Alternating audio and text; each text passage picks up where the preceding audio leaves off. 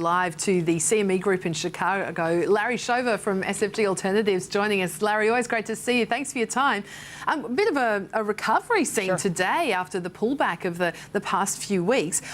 Just wanted to ask you firstly, looking at the sort of direction of Wall Street at the moment, what's your sense? I mean, is there more to come on this pullback, or do you think today is a sign that maybe we've seen the bottom? Yeah. There's a couple things going on, but first of all, it seems like it's got that feel of late January, early February, where the market has this feeling, or it's going to be prerogative that we have to go lower, and somehow the S&P 500 has to hit that 200-day moving average to prove its consolidation mettle, as it were. And that would be 1760. That's a far way down. But on the other hand, traders are scratching their head and said, why did we have this knee-jerk reaction today? What really happened in the last 48 hours to change the narrative? I mean, it's crazy. We had some good earnings with Citigroup, but we have a lot of earnings coming down the pike, so that can't be it. Retail sales were definitely good, but not enough to change the GDP narrative.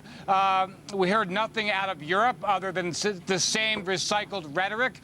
And other than that, traders are scratching their heads, just waiting for some stabilization. So just in terms of the pullback that we have seen, I mean, what do you think's been driving it? Or is it more of a, we've been talking about this on the channel here, more of a rotation perhaps out of those momentum stocks and into more growth type or emerging market linked names?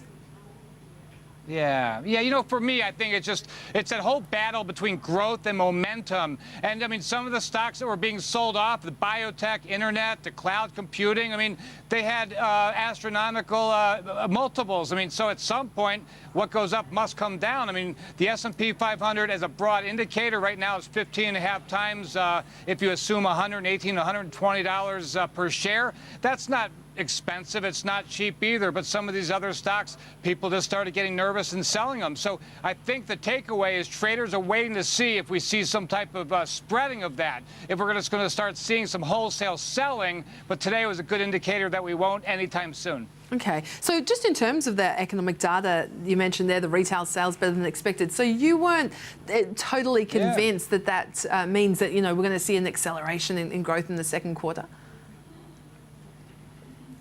Oh, I actually do. I think as the weather gets warmer here in the U.S., we're going to continue to see good numbers. I mean, I think the housing market's going to slow down just a little bit, but keep in mind, it was red hot the third and fourth quarter of 2013. But I still think that's going to provide a wealth effect, which will help our GDP. Manufacturing in the U.S. is definitely on the mend. The employment picture overall, not everything, but overall is better. And just keep in mind, we had like a auto sales number come out that was at a 7-year high. So I personally believe we are going to have another leg of growth in the U.S. And just in terms then of what the Fed does, because we hear from Janet Yellen this week twice, I believe. What do you think? I mean, we've got some inflation data coming out tomorrow. Is that still going to be the key issue? This tepid inflation in the US? I think it's going to be. I mean, I think she's going to just articulate, just like she did the week prior, with regards to being very data dependent and not relying on the old thresholds that were relied on in the past year or so. So, yeah, I think the inflation target will be something that will be key. Will she come out and say what that is? I highly doubt it. Okay. And just while we're talking about central banks, ECB, comments from Mario Draghi over the weekend, really seem to indicate that, yes, they will do something if the euro remains at these lofty levels. It did see the euro pull back. Do you believe it? Yes, I do believe it. I think pockets of Europe are in a disinflationary spiral, and the ECB does give the appearance that they're standing by, but I do think at a June meeting they will have to act, and they will act. I mean, Draghi's done a great job all along, and right now it's just been rhetoric, but I think they're just waiting and waiting, and they will do something in June. Hi, Larry. It's James in Sydney. Look, to what extent, though, do you think that the Germans are going to stand in the way? I mean, they're the one economy that's not seeing this deflationary pressure. And for them, this sort of action is something that they've been reticent to do. Yeah, of all the questions, you had to ask the hardest one. Boy, that's a tough call. And I think if you look at the way the crosses trade today, it's going to be exactly to your point. I don't think it's going to be an easy sell to the core, especially Germany.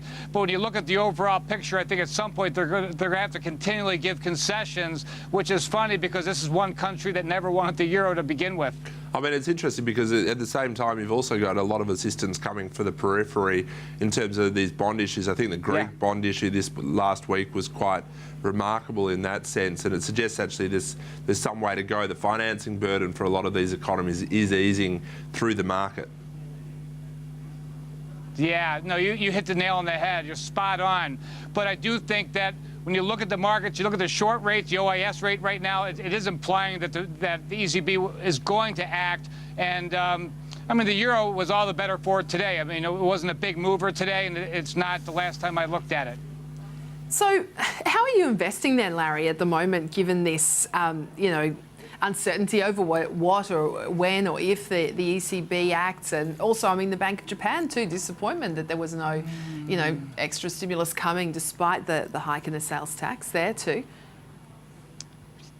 Yeah, you know, I'm depending on a lot of short-term FX traders, which I am not one of them. But within my fund, we have a lot of short-term FX traders. I think the bias continues to be long of the dollar, especially against the European currency. When it comes to the commodity currencies, I mean, we haven't been right on that in quite a while, so it's hard to know. But I think in terms of European currency, we definitely are long of the U.S. dollar. Also, we are short duration in the bonds, just thinking that this has just been a little bit underdone, and we are going to see rates continue to climb higher.